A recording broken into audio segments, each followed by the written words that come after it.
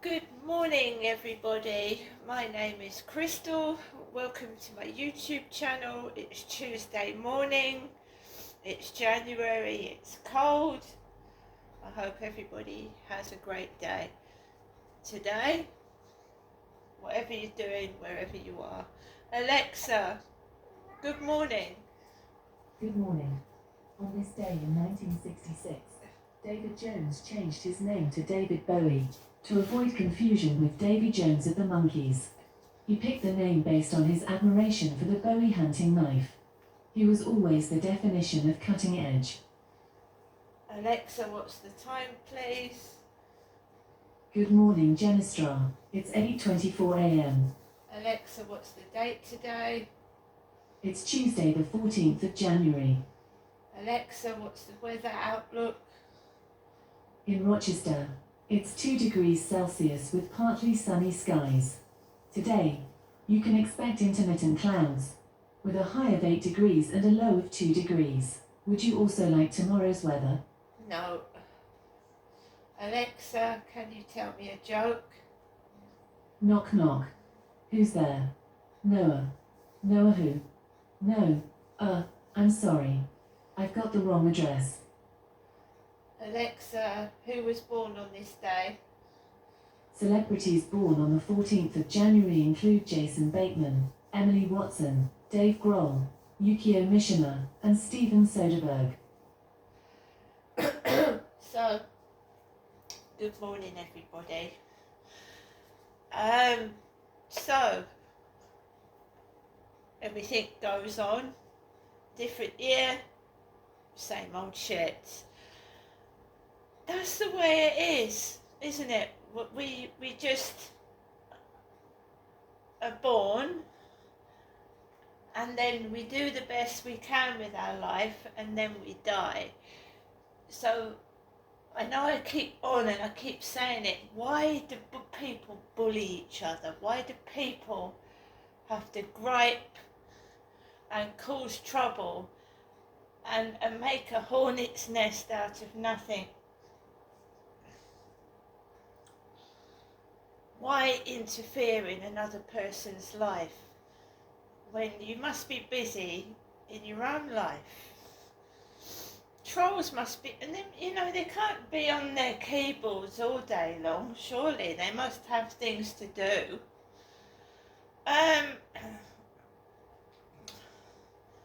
So, last night I took Max for a walk around the fields, literally solitary by myself. And I am apprehensive and I am wary. I'm getting a lot of, I don't know what it is on TikTok. First they love me, then they hate me. I don't understand. I am apprehensive. Especially, with what's going on in the world. People being attacked, things happening. And I just walk outside by myself. I hold my head up high. I'm a big girl. I can handle myself. And it just seems staged to me. Where I'm living seems staged.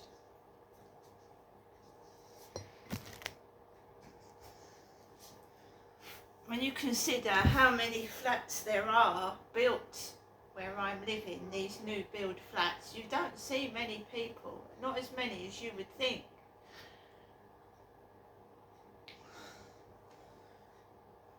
And it's been the same for 4 years, and it's not sheltering me, it's not protecting me, because even with these few people I get mocked, laughed at, and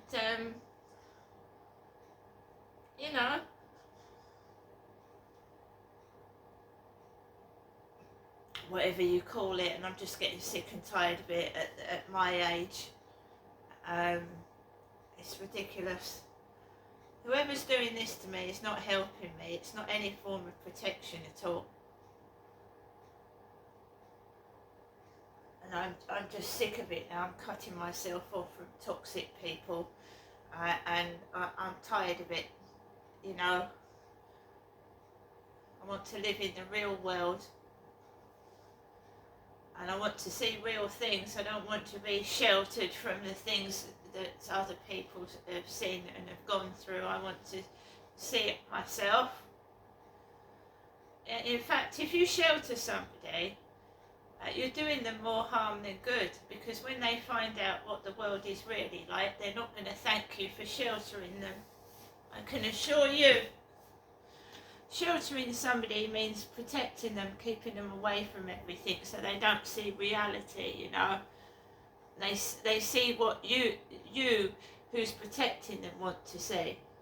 It's like an overprotective father that won't let his daughter have a boyfriend. And so she doesn't have a boyfriend. You know, overprotective parents that don't let their children breathe. You've got to let people have a bit of freedom. You just have.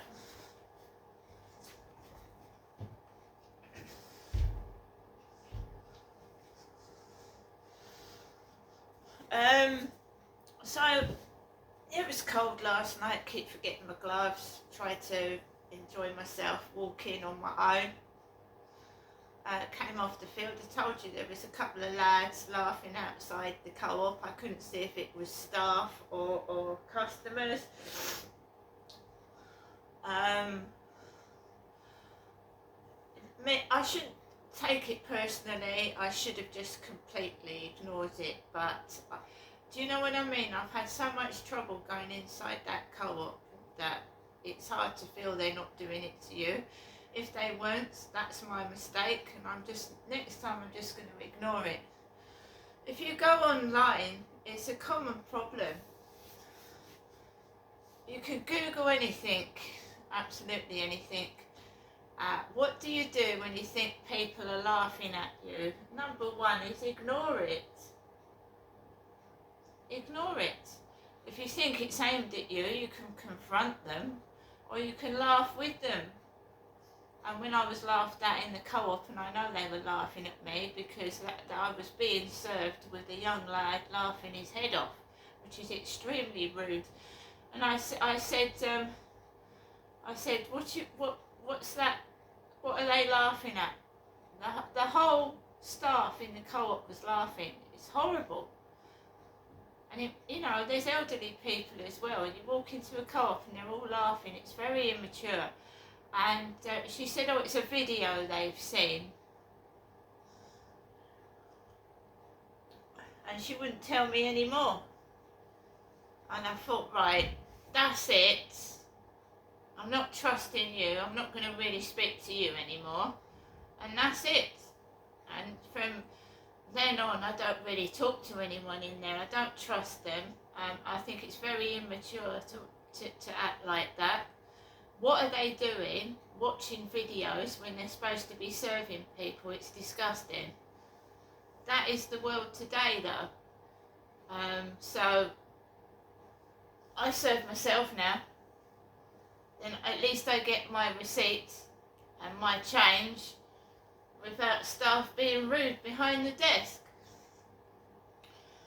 And that doesn't only happen to me, it's the state of the world today. Some staff also think they are somebody. They think they are somebody, and they start treating customers like soldiers. Don't do that! Don't do that! Let me look in your basket!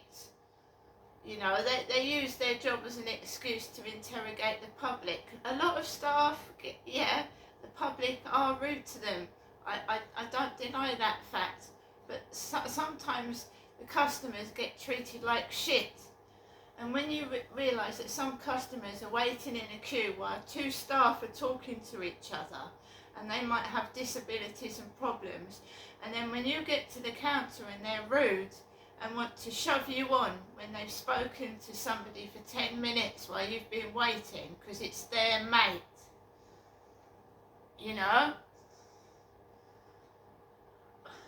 I saw a video yesterday on TikTok of a man stealing a packet of chewing gum. Stealing chewing gum.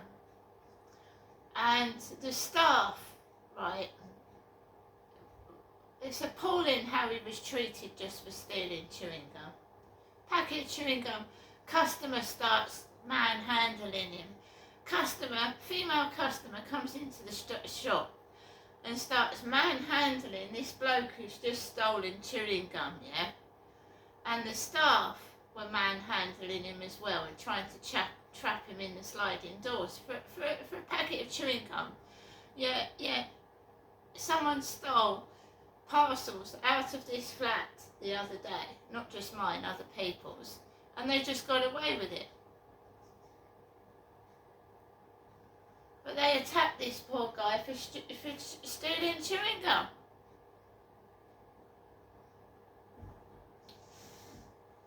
This world is absolutely crazy. I don't understand it at all.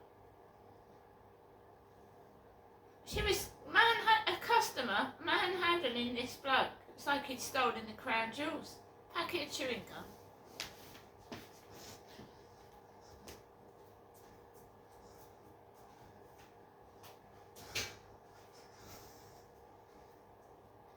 By the way, the guy was black. The guy was a black guy.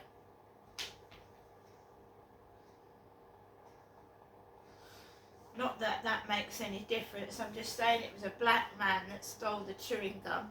It was a black man that was being physically handled by customers and staff.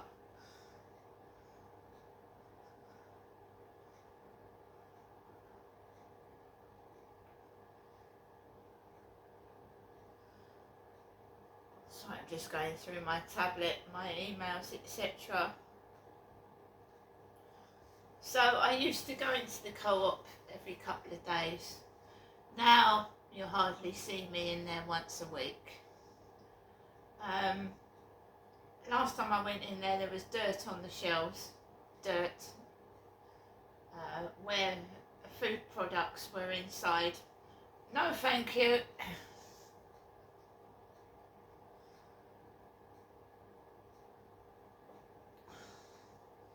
It's no wonder if the staff are laughing all day long that there's any work getting done at all.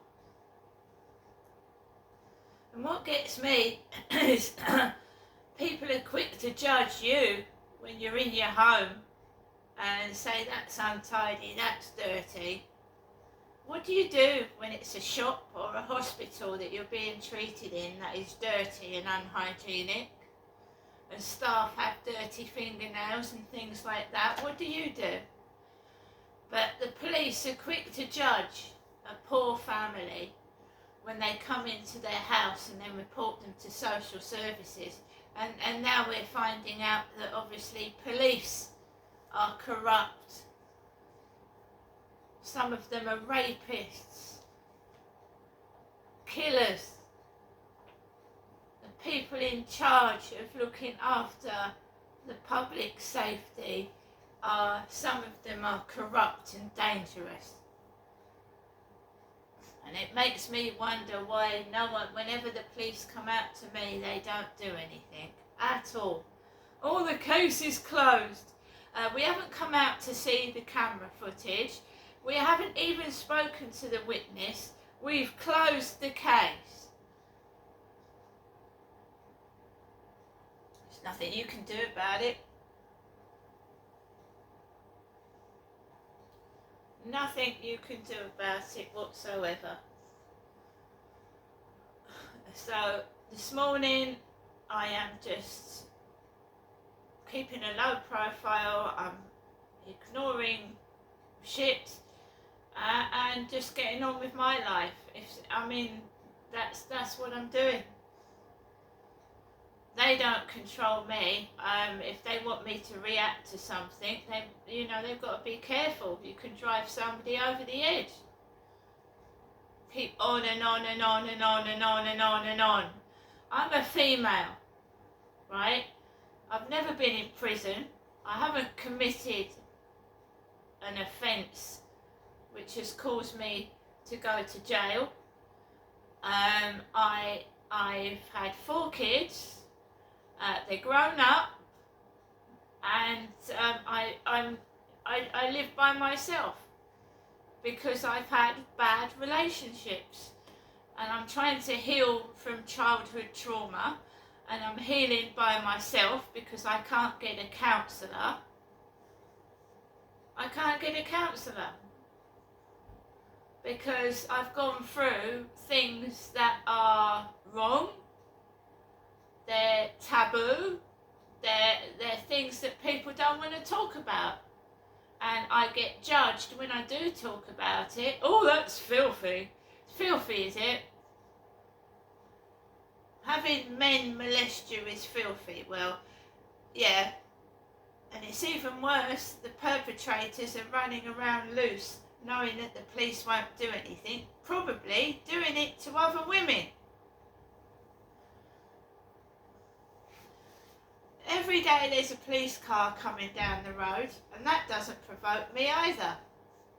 You know, the bill police, the TV police, with their fake badges, fake uniform, fake cars, and fake paperwork, their little W.H. Smith's notebooks. Crystal, retract your statement.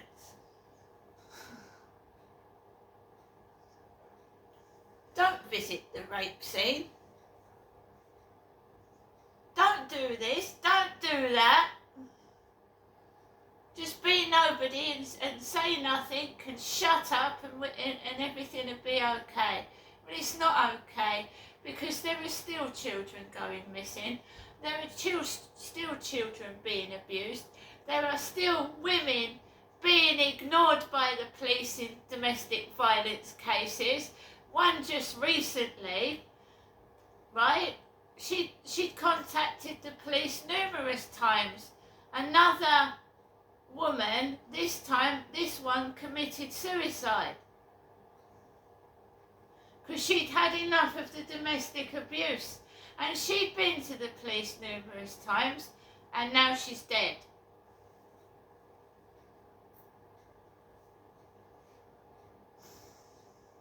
Every day I'm hearing it.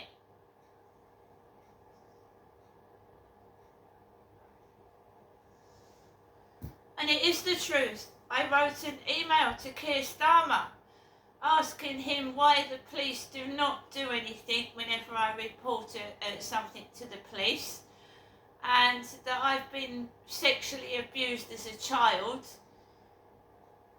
and how I think things are corrupt. I never got a response, because normally if you write to the royals, they have personal secretaries or whatever that answer their mail, and it probably never gets to them anyway.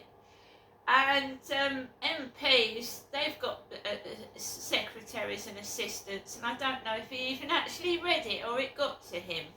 But I wanted to know why the police do not do anything when I report a crime to the police. And it needs investigating, but no one bothers to answer you back. It makes you wonder if everything's fake in this whole damn world. Does anybody listen? Does anybody care? Is there anybody there? You know, it's like trying to get a doctor's appointment now. You're 155th in the queue. Wake up 8 o'clock every morning trying to get to an appointment to the doctor, right? You end up going to the chemist and you know, sorting out your own problems. I did. Got through to my doctors. The doctors, without my permission, gave my personal details to an unknown chemist, and she wanted to treat me for some kind of rash or something. She said, make sure you bring some money with you, because if we do, you know, prescribe whatever sting cream, you'll need to pay for it. And I said I did an e-consult form, and it wasn't for fucking, I didn't swear by the way, it wasn't for rash cream. I said it's more serious than that. I said that what's happened is the doctors read half the consult form and not read the important part, and you just want to give me cream. I said it's not that, it's not just that. So there you go. Now doctors will put your notes over to a chemist, a pharmacist, and I'm not the only one who thinks this either, because if you go on to TikTok, doctors are Googling what's wrong with you. Googling it. Haven't they got the knowledge to know what it is? Googling what's wrong with you. See you later.